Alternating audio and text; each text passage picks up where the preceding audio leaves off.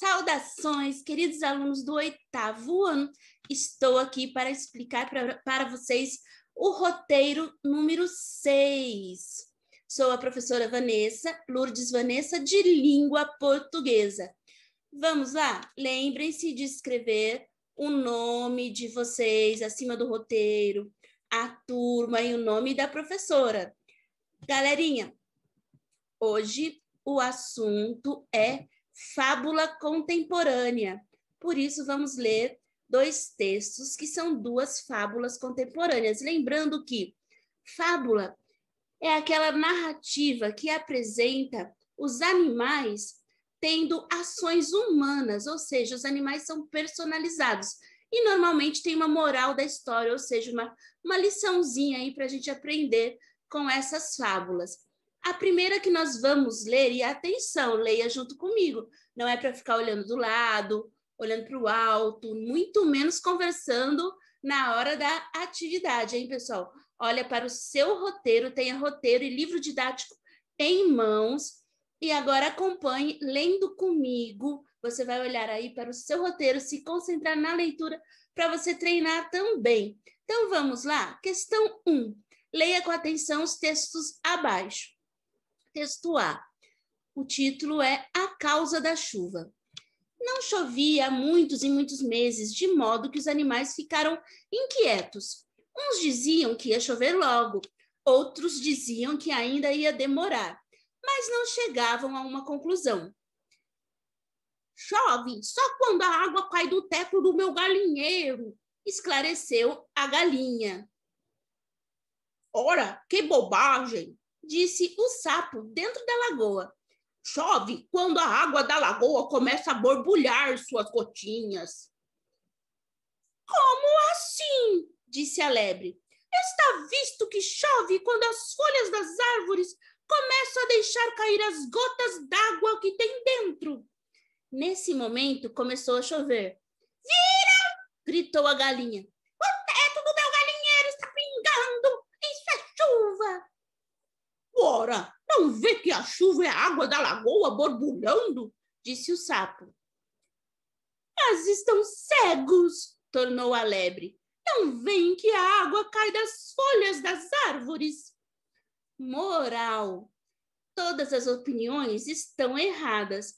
Pessoal, essa é uma fábula escrita por Milor Fernandes e publicada pela editora Nórdica, no Rio de Janeiro, em 1991. Por isso chamamos de fábula contemporânea, porque ela é uma fábula moderna, olha só, do século XX, está pertinho aqui da gente do século XXI. As fábulas mais antigas são aquelas que são, né, de vários, existem há vários séculos. Tem fábulas bem antigas. Essa a gente fala que é uma fábula contemporânea, porque foi escrita num século perto do nosso, no final do século XX, né? Ou seja, já pertinho aqui do nosso século XXI, e traz uma moral da história aí que é bem contemporânea, ou seja, bem atual para os nossos dias. Olha só, todas as opiniões estão erradas. Aqui a gente vê que cada animal explica a chuva do seu ponto de vista, ou seja, do que ele vive. Então, para a galinha, só chove quando cai a água do teto do galinheiro. Claro, porque essa é a vida da galinha, ela não conhece outra vida. Então, para ela, a chuva é isso, entendeu? Pingar do teto do galinheiro. Já o sapo, ele mora na lagoa. Então, para ele, a chuva, a explicação da chuva é quando a lagoa começa a borbulhar, porque daí, né, quer dizer que está chovendo, os pingos caem na água e ele não vê o pingo da chuva lá de dentro da lagoa, ele só vê a lagoa borbulhando, porque ele está lá embaixo da água. Então, para ele, isso é chuva. Daí ele contesta a galinha, né? Ou seja, ele fala que a galinha está errada. Já a lebre, né, ela fala que só chove quando as folhas das árvores começam a deixar as gotas d'água, começa a cair a gota d'água que tem dentro da folha da árvore, porque a lebre, ela vive ao ar livre, então para ela olha para as folhas da árvore, onde ela tenta se abrigar da chuva, só que cai gotinha ali da folha da água, então para ela a chuva é isso. Mas nós, né, se a gente for ver o ponto de vista científico, a gente vê que a chuva não é nenhuma dessas coisas que esses animaizinhos estão falando, né? A chuva vem das nuvens e todo mais aquela explicação científica que você, como ótimo estudante, já sabe. Então, a moral dessa história aqui é: todas as opiniões estão erradas, né? Por quê? Porque eles não procuram ver o lado científico, eles não vão estudar a ciência para saber de onde é a chuva exatamente. Eles simplesmente observam o dia a dia deles e formam uma opinião. Então, para a galinha, a chuva é do teto do galinheiro. Para o sapo, a chuva é borbulhar da água da lagoa. E para a lebre, a chuva é água caindo da folha da árvore. Nenhuma dessas opiniões são científicas, nenhum desses pesquisaram, estudaram antes de dar opinião. Então, a gente vê que todas essas opiniões são muito ingênuas, são muito simplórias, não vem de estudo, não vem de ciência, né? Então, a gente vê que nós sabemos que todas estão erradas, mas eles não sabem. Então, essa fábula e essa moral da história aí é bem atual. Por quê? Porque na sociedade atual a gente vê muitas pessoas, cada um dando uma opinião, e eles tiram a opinião do seu próprio dia a dia, do seu próprio ponto de vista, daquilo que eles leem, às vezes até em fake news, né, gente? Vocês aí nos outros anos estudaram o que é fake news, até hoje a gente estuda, que são notícias falsas, então muita gente acredita em notícia falsa e dá opinião partindo disso, vê uma coisa na rede social, na internet, já acha que é verdade antes de pesquisar, acredita em tudo que vê na TV, em filmes, séries, enfim, tem pouco estudo, pouca procura para saber a verdade, pouco estudo, pouco olhar para a ciência e muita opinião sem fundamento, opinião que parte ali do dia a dia, o que as pessoas ouvem no dia a dia de outras pessoas ou da internet, das mídias em geral, sem saber se aquilo é verdadeiro ou não. Então, o que acontece? Na nossa sociedade, muitas pessoas ficam brigando, dando uma opinião e a outras opiniões, e uma não aceitando da outra, mas acaba que todos podem estar errados, porque não estudam, não procuram ver ali pela ciência, sabe? Não tem um estudo atrás dessa opinião. Então, muitas pessoas são como aí a galinha, o sapo e a lebre, que nem sabem direito o assunto que estão falando, mas se acham os donos da verdade. Por isso, essa fábula, a gente pode dizer que ela é contemporânea. Contemporânea quer dizer que tem a ver com os nossos dias, com a realidade atual. Vamos aí agora para um outro texto, que não é uma fábula, pessoal. No começo eu falei que iam ser 2 fábulas, mas não é não. O texto B, olha, ele é eu acho que é uma reportagem ou uma notícia, ou enfim, é um texto jornalístico cuja fonte é o site da revista Super Interessante, o site super.abril.com.br. E você pode encontrar a fonte ali em letras pequenininhas ao final desse trecho do texto B. O título é O Terrível Mundo dos Comentários na Internet. Vamos ler juntos. Por que sites de notícias e redes sociais são infestados de comentários cheios de ódio, rancor e extremismo? Essa é a pergunta que tem aqui na linha fina. Nós já estudamos em roteiros anteriores, né? Que em textos jornalísticos existe o título, que é esse em letra maior, O Terrível Mundo dos Comentários na Internet. A linha fina, logo abaixo do título, que meio que resume assim, qual vai ser o assunto tratado, que é aqui essa pergunta que tem na linha fina. Por que sites de notícias e redes sociais são infestados de comentários cheios de ódio, rancor e extremismo? E aqui a matéria, né, o texto, que vai tentar explicar, então, sobre esse assunto que foi adiantado no título e na linha fina. Vamos ler juntos? Acompanhe aí no seu texto. Um estudo da Universidade do Estado de Ohio mostrou que as pessoas passam 36% mais tempo lendo um texto se ele se alinha com a sua opinião. Ou seja, se o texto fala uma coisa que a pessoa concorda, que se alinha, ou seja, que é igual à opinião que ela já tem. Então, ela prefere ler textos que não acrescentam opiniões diferentes para ela, mas que concorda com o que ela pensa. Você fica tão confiante na sua visão de mundo que ninguém consegue dissuadi-lo. explica o jornalista americano David McCranie no livro Você Não É Tão Esperto Quanto Pensa. Então, pessoal, esse jornalista que escreveu esse livro, olha, preste atenção no título do livro, hein? Você não é tão esperto quanto pensa.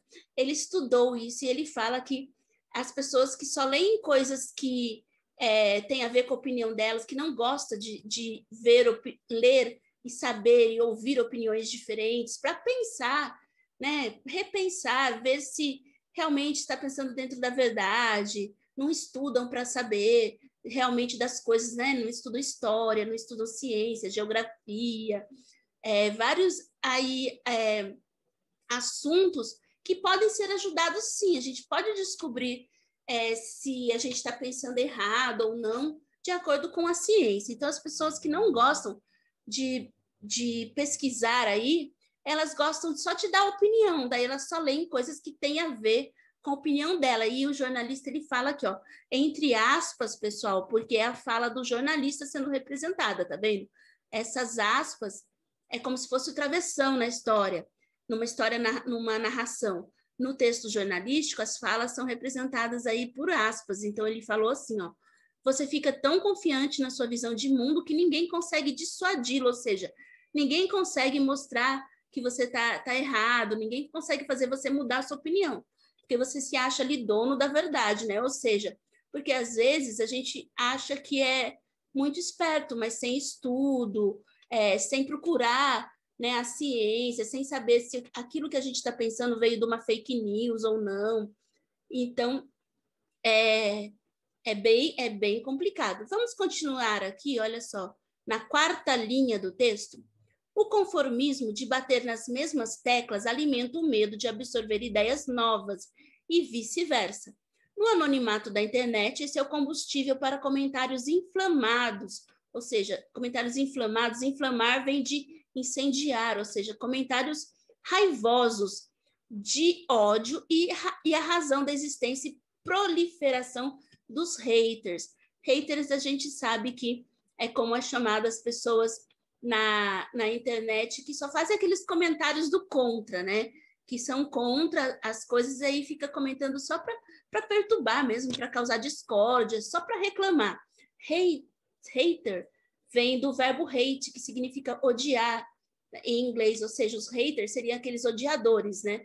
Eles só sabem mesmo falar coisas ruins e não, normalmente não estudam, não sabem se aquilo que estão falando é verdade, eles só querem perturbar. Então, esse foi aí o texto B, que é um texto jornalístico. A segunda atividade é para vocês relerem os textos e indicar se é verdadeiro, colocando F entre parênteses ou falso, F entre parênteses, a informação, o dado aqui que tem sobre os textos que você leu acima. A fábula, né, sobre a causa da chuva, e o texto jornalístico sobre o terrível mundo dos comentários na internet. Sobre os dois textos, então, vamos refletir aqui para responder o exercício 2? Olha só, a questão 2A. Pensem aí se vocês acham que é verdadeiro ou falso. O texto A é uma fábula contemporânea, porque se trata de uma narrativa curta com personagens animais que agem como seres humanos e que ilustra um preceito moral acerca do costume das pessoas não aceitarem opiniões contrárias e se acharem donas da verdade. E aí, pessoal, relê, ó, dá um pause aqui agora, relê o texto A e coloca aí se você acha que é V, verdadeiro, ou F, falso. E agora vamos para B. O texto B é um texto jornalístico porque traz informações para o leitor acerca de um estudo sobre comentários na internet. Agora você vai pausar para reler o texto B. E voltando aqui, coloca aí então a questão 2B. Você acha que isso tem a ver com o texto B ou não? Se tiver, você coloca V de verdadeiro. Se não tiver nada a ver com o texto B, você coloca F de falso. Questão C. O que o texto A e B têm em comum é o fato de apresentar animais como personagens centrais. Tanto o texto A quanto o B têm animais. Se for verdadeiro, coloca V. Se não for, você coloca F de falso. Se você estiver em dúvida, lê de novo o texto A e o texto B para ver se tem animais nos dois. Se tiver, aí você já sabe que é V. Se não tiver animais nos dois, aí é F de falso. Questão 2D. O que o texto A e B têm em comum é o fato de apresentar o tema da rejeição de ideias ou opiniões diferentes pelas pessoas que pensam saber tudo sobre um assunto. Então, a questão 2D, se você reler o texto A e B e ver que os dois têm em comum falar de opiniões, ideias, desse tema de rejeição de outras opiniões e ideias diferentes do que as pessoas pensam, aí você coloca V. Se não tiver nada a ver com isso, você coloca F de falso. Releiam os textos aí e pensem direitinho antes de responder. Espero ter ajudado aqui com essa explicação e vamos para as próximas atividades. A próxima atividade deste roteiro de estudos pede que leamos o primeiro texto da página 118 e também para responder a atividade 1 dessa mesma página.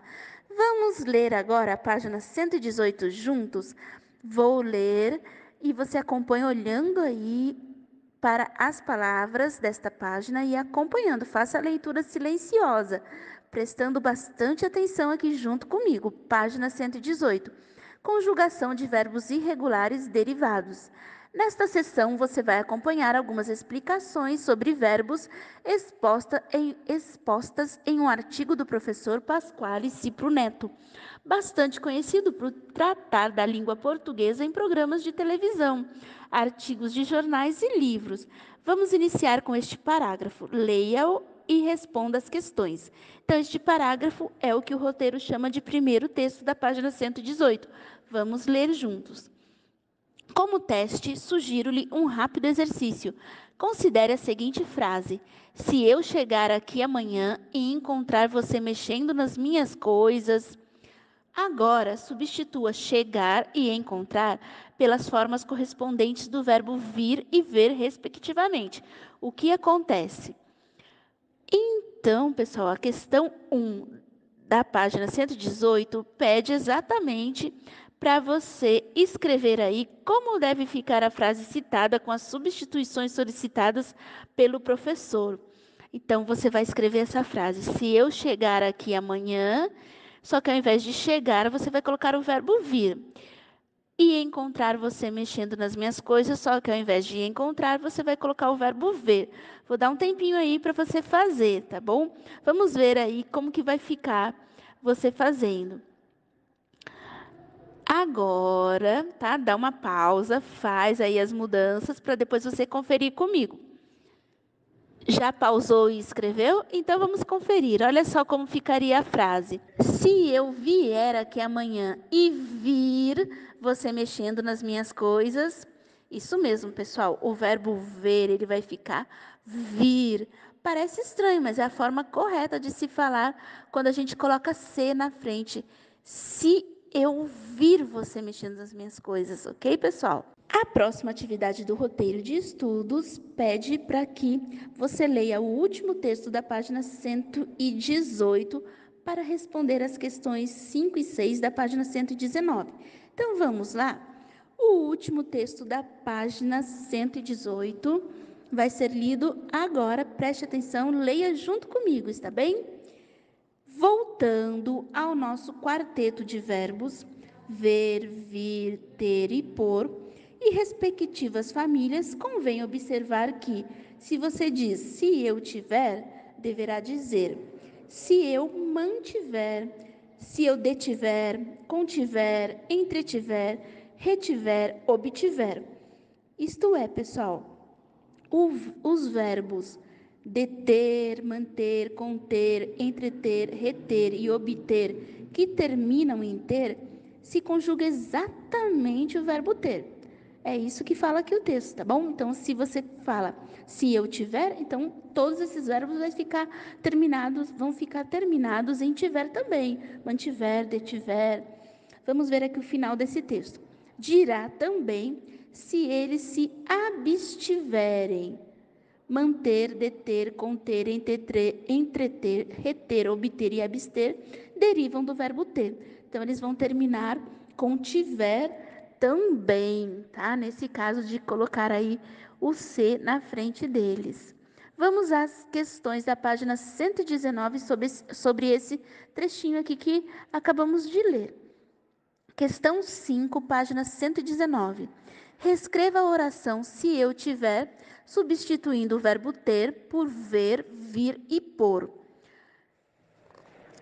Com o verbo ver, se eu tiver, vai ficar se eu vir. Com o verbo vir, se eu tiver, vai ficar se eu vier. Com o verbo pôr, se eu tiver, vai ficar se eu puser. Então, as respostas da questão 5 será se eu vir, se eu vier, se eu puser. Questão 6, página 119. Considerando as características dos verbos derivados, complete a frase se eu, usando os verbos rever, intervir e compor. Ficará assim: rever, se eu revir; intervir, se eu intervier; compor, se eu compuser. Por que vai ficar assim? Porque o verbo rever, ele vai ficar exatamente a terminação igual a gente fez com o verbo ver. Intervir segue o verbo vir e compor segue o verbo pôr. Questão 7, página 119. A explicação do professor vale também para os outros tempos verbais. Copie as frases em folha separada ou na folha aí do seu roteiro, substituindo a estrelinha pelo verbo corretamente flexionado. O verbo que está entre parênteses, então, você vai escrevê-lo da maneira correta. Copie a frase inteira, mudando o verbo aí na folha do seu roteiro para entregar. Questão 7A. A cozinheira, tananã, a carne no congelador nos últimos 3 dias. Como é que vai ficar com o verbo manter? A cozinheira manteve a carne no congelador nos últimos 3 dias. Questão 7B. Se eu, tananã, repor a prova em que faltei, obteria a nota necessária. Como é que vamos completar de forma correta? Questão B. Se eu repusesse a prova em que faltei, obteria a nota necessária. Agora, você pause aqui o vídeo e vá fazer sozinho a questão C até H. E depois despause e confira aqui comigo, tá bom? Vamos conferir então? Questão 7C. Hoje cedo, o advogado interveio na discussão acalorada. 7D. Se Mara previsse que iria chover, teria ficado em casa. 7E. Quando era criança, os gibis me entretinham por muitas horas. Questão F. Quando ela revir as fotos com I, conhecerá a fachada do hotel. 7G. Quando ele se dispuser a estudar, conseguirá resultados bem melhores. 7H. Naquela época, ele compunha canções novas diariamente. Mais um roteiro terminado. Parabéns por chegar aqui. Continue estudando os verbos com essas terminações diferentes do que muita gente usa na linguagem falada, para que você se desenvolva cada vez mais na língua portuguesa. Um abraço, até a próxima. Parabéns!